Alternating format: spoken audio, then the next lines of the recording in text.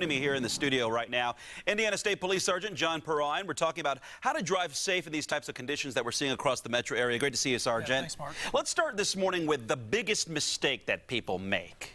Well, they fail to properly prepare to drive in this weather. They don't plan enough time to get to their destination, and that results in them driving way too fast for these road conditions. So give yourself enough time first and foremost. Now you're behind the wheel. What's the first thing you got to keep in mind? You need to anticipate every possible hazard. Every time you go over a hill, every time you go around a curve, you need to expect that there could be stopped traffic on the other side of that. And when the roads get slick like this, the worst thing to do is to slam on your brakes, because that is typically when you start to slide and spin out of control. That's first instinct. What do you do then? You know, you want to try to ease up, but what you do is you anticipate that you're going to have to stop so that you can start slowing down as you go over that hill, that bridge, that curve, and so that you can anticipate that there could be a hazard ahead.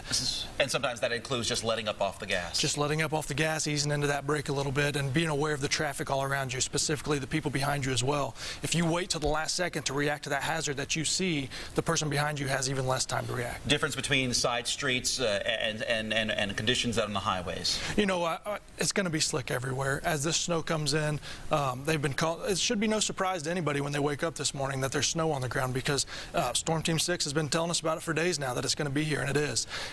One final question before I let you go, Sergeant. We cover a lot of truck crashes on the highways. If you're a driver of a car, how can you anticipate that? A lot of those times you end up in a crash that it's no fault of your own. And that's one of the scary things about today is you may be a great driver, you may be over-prepared, you may be driving safely, but it's one of those other drivers who's not, that puts you and everybody else at risk. And so if you don't have to be on the roads, don't. It's not just your driving ability, but it's unsafe based on other people's driving ability as well. All right, Sergeant John Perrine with Indiana State Police. We appreciate the tips. Thanks, Mark. Thank you. Over to you.